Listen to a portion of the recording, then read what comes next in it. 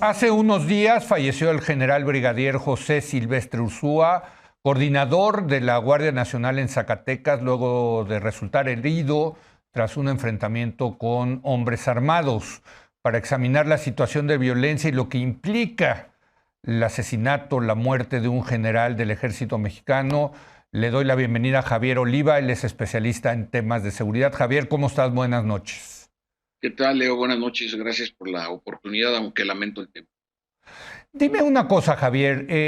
¿Tienes en el radar el asesinato de otro, de otro general de la jerarquía del que fue asesinado en Zacatecas en el pasado reciente?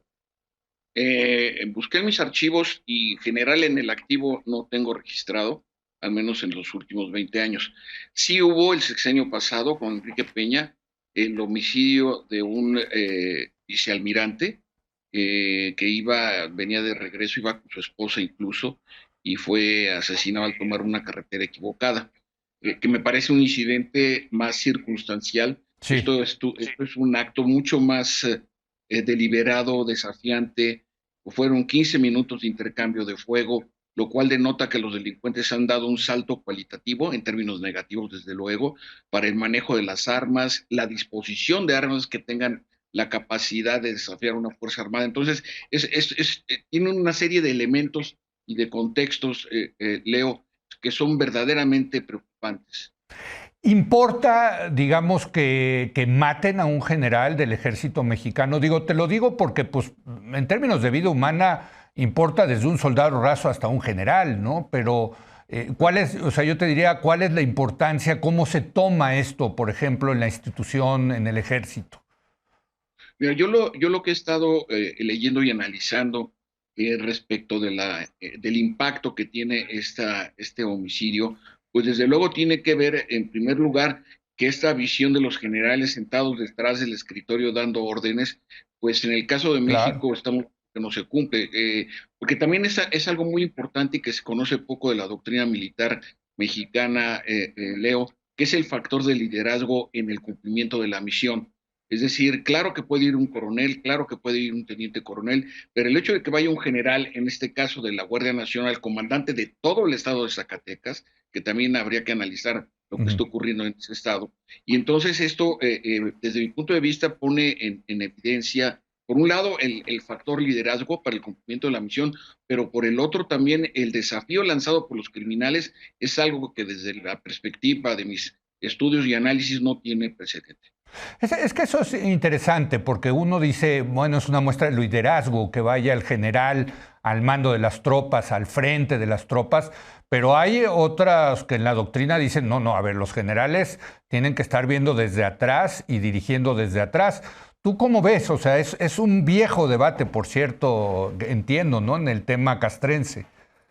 Sí, así es, y sobre todo con el uso de de la cibernética, Sí, pues pueden estar dirigiendo operaciones a cientos de kilómetros, ¿no? Los hemos así visto es. en guerras de Afganistán y de Sí. Irak. Pero en este caso, y dada la problemática que estamos enfrentando entre mexicanos, Ujú. aquí lo interesante es, o lo grave es la disposición de armamento, el término técnico es cadencia de fuego, que pueden hacerle frente sin el menor miedo o temor a una fuerza armada, Leo. Ujú. Y esto me parece un salto, insisto, muy negativo respecto de las condiciones bajo las cuales las fuerzas federales, estoy hablando de el ejército mexicano, la Fuerza Aérea, la Armada y la Guardia Nacional, le Ujú. están haciendo frente al crimen organizado. Y lanzarse, imaginemos qué capacidad de información tienen para localizar el vehículo donde iba el general Ursúa, Sí, ¿no? increíble. Ujú.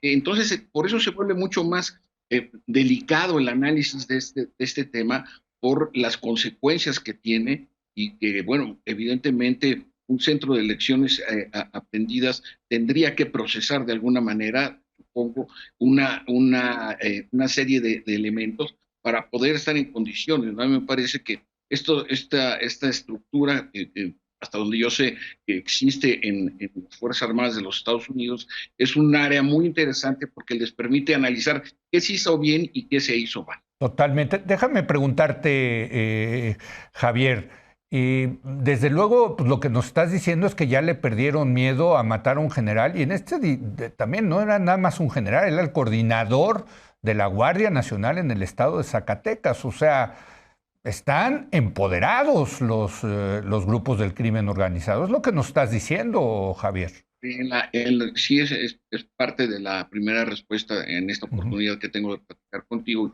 y tu auditorio, porque en efecto se trata de este desafío, insisto, porque además fue una emboscada, es decir, ni siquiera fue un enfrentamiento. Sí. Es decir, como suelen ser estos delincuentes, pues atacan a traición, no se separan, se parapetaron sí. y desde árboles y de otros, según la información que ha trascendido en los medios de comunicación, atacaron el convoy donde iba el general Ursúa Padilla, que apenas tenía un año de ser comandante de la Guardia Nacional en el estado de Zacatecas, y que el homenaje que le hizo la Secretaría de la Defensa Nacional, encabezada por el propio secretario de la Defensa Nacional, el general Luis Crescencio Sandoval, y lo que se le conoce como la Plana Mayor, pues también da una idea de la relevancia que se le da a este tipo de acontecimientos tan lamentables.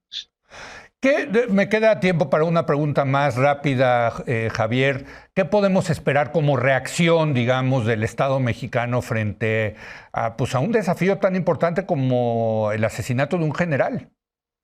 Desde la perspectiva de lo deseable, Leo, sería una revisión y ajuste a la política de seguridad pública que estamos observando, porque sin duda me parece que este es un escalamiento al cual hay que atenderlo de manera inmediata.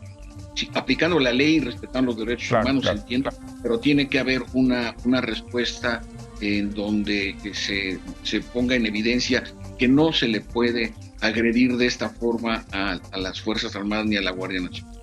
Bueno, queda pendiente analizar lo que está pasando en Zacatecas. Ya te llamaremos a ti y a los otros expertos que tenemos en materia de seguridad, porque sí estamos teniendo un estado, me parece, fallido en materia de seguridad en el caso de Zacatecas. Gracias, Javier. Gracias a ti, Leo. Con gusto estaré atento a la invitación.